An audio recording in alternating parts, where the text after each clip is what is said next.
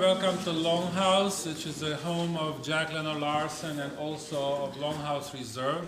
I'm Matko Tomici, I'm the Executive Director of LongHouse Reserve.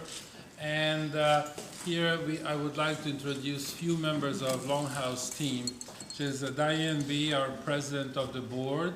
Hi. Mary Blake, Member of the Board. Ray Smith, the Director of Horticulture here. Yay! Ray. And then there is also, it's great, I mean, because good number of faces I do recognize here, but there are some that I never seen, and I bet you've never been here either. How many of you, this is the first time at the LongHouse?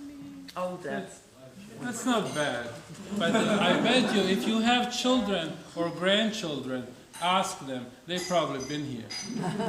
Because when Jack Larsen started thinking about utilizing these 16 acres as a space that will be open to the public, he used to live at a house next door, it's called Roundhouse. And the difference between these two places is that that was meant to be his home, and this is also meant to be open to the public. I am not sure if he intended it to be as successful as it is now. Well, he was 65 and now he's 86. I think he's happy to see that it's as successful as it is while he's still alive. But he also probably gets some moments when he's tired of seeing people. And actually, I can speak freely here because we have our attorney here, so anything can happen. The house here is really not open to the public. It is only the grounds that are open to the public, and this reception was supposed to be outside, but you know, we are in the middle of the winter, so what can I tell you? It has to be indoors. The purpose of this meeting, gathering, visit is really to get together some of our friends and supporters and people that we wouldn't be able to function without our printers who actually met for the first time, our IT people, our irrigation people, our tree people, our special event light people. This is a small community that actually makes this place click. And why we wanted to introduce you, the colleagues, the people in the trades and at the inns, at the museums down the street, to come here is that actually to see that LongHouse is also open to organizations like yours. That Louis Vuitton top executives echelon had their meetings here just before they're about to fire, you know, good portion. So this is the place where you want to come. If you have to make a tough But everybody decision, got a bag, you know. if you have to make a tough decisions, this is the place where you want to come and meet. But you can also come for a stroll, like Mayor Rickenbach said, that if you have a tough meeting ahead of you, why don't you come here and you know, just find yourself or get lost in the garden. It's up to you. In your packages that you will take home with you, there are some information about LongHouse.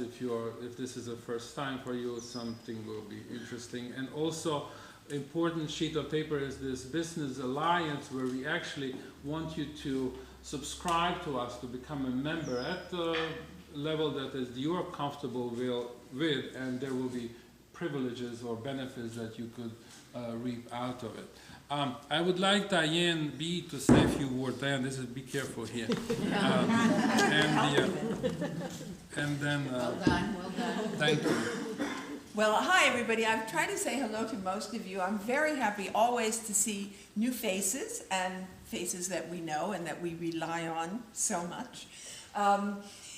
Just for everybody, just to share, there takes a lot of people to make this place work. We have our wonderful Matko and our incredibly dedicated staff of only 8 people. 9 people. That includes gardeners, so it's an amazing.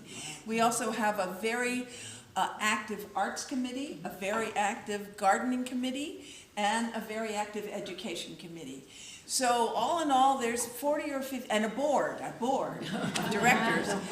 And so all in all, it takes 40 or 50 people to make LongHouse work and to make LongHouse change all the time. And that's the thing we hope to impart, that when you leave here, don't say, I've been to LongHouse, please.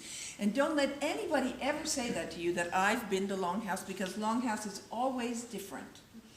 And we hope to forge new relationships all the time, and that's why we're all here tonight. And I'm very happy to have you all. Thank you.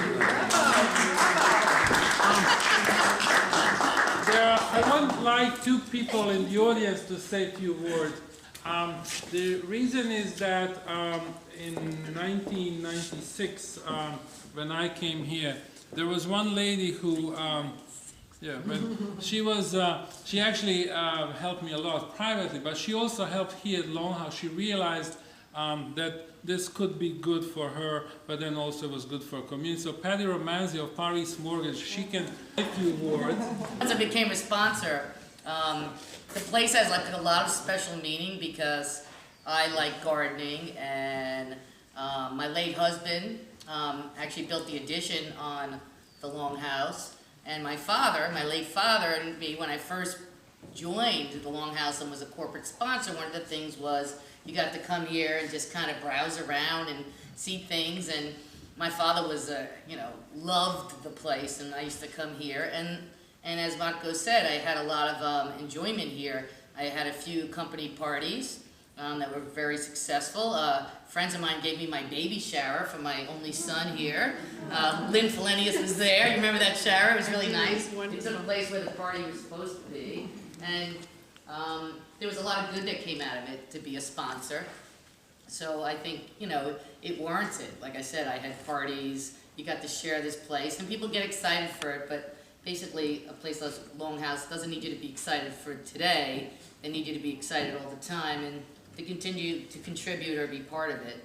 And it's a really great thing for the community because, as Matko said, all the schools come here. My son has been here like 3 times, and so he shares it with the community. And it's better than a lot of housing. It's beautiful, and it's a nice place to come. And so I think that it would be, a welcome thing for any business to be part of the organization. Matko, I have a name for him. I call him Pitta, and my mother calls us a nice way of saying pain in the ass.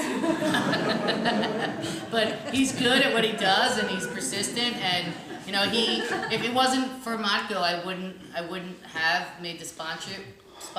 And he had to kind of bully me into it, and then I was happy I did it. So I offered that all to you because I think I actually became a sponsor before I came here. Like I hadn't even seen the place, so that's how good Matko is. He didn't pay me to say that. Probably many of you never been in the house. So the house is Jack's residence.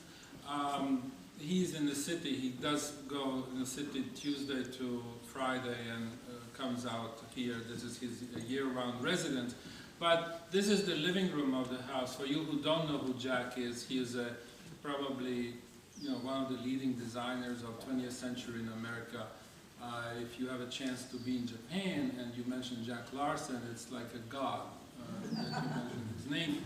And but also he was a Pied Piper. He was a lead voice in the American craft movement of the late 20th century.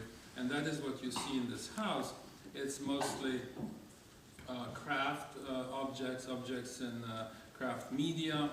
There are ethnographics, there are contemporary, There's probably one of the largest and probably best collections of the works by Wharton Escherick. That it's those tables in the dining room. That's 1939, and a good example of Dale Chihuly's work, which is this glass here, the top shelf. You will not see it any home. Even he doesn't have that anymore, because there was a show at the Lane Benson's gallery, and nothing sold, and nobody had money to ship. So Jack bought it, and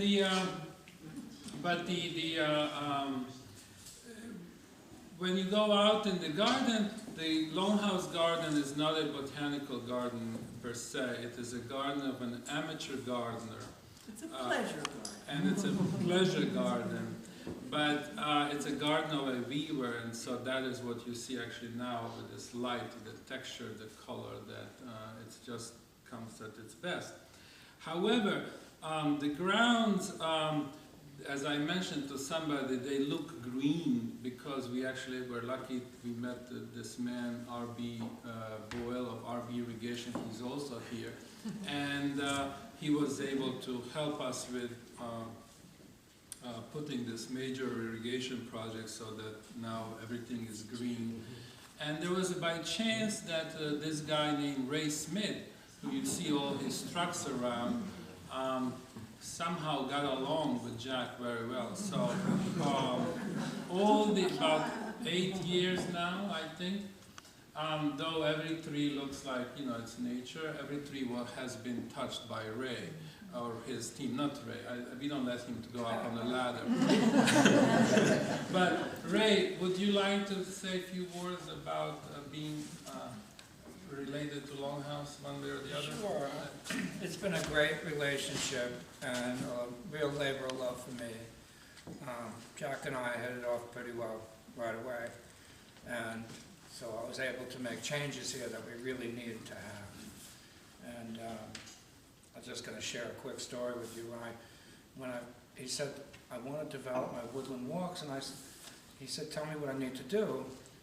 And I said, Jack, we got to get rid of about 75 trees. He said, absolutely not. That's just not happening. And I said, well, I really can't help you unless I get more light where we need it. So even after taking out 75 trees, we didn't notice it. You know, it looked like nothing happened. But the results were that all these plants started getting really healthy and getting the right light. And so that the next June, I said to Jack, so what do you think about taking out all those trees, Jack? And he goes, elegance through subtraction. That did it for me. I was here to stay. You know, so and it's been a great ride with Matko and the rest of the team. Great team of people to work with. And we've been able to get a lot of things done in a short period of time. A lot of cooperation, great grounds crew, and so I'm really happy to be here, and I hope I'm here for a very long time. Thank you. Bravo.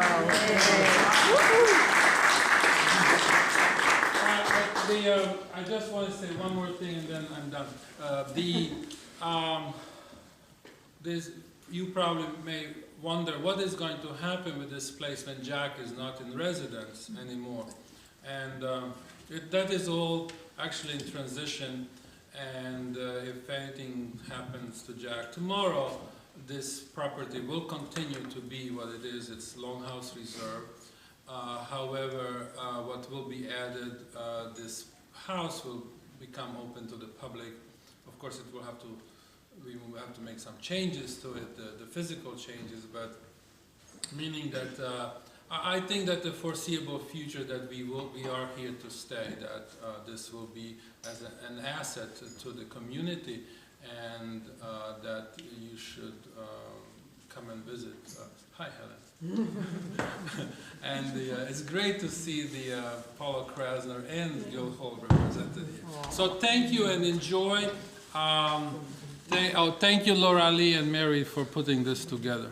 Thank you. Oh, thank you.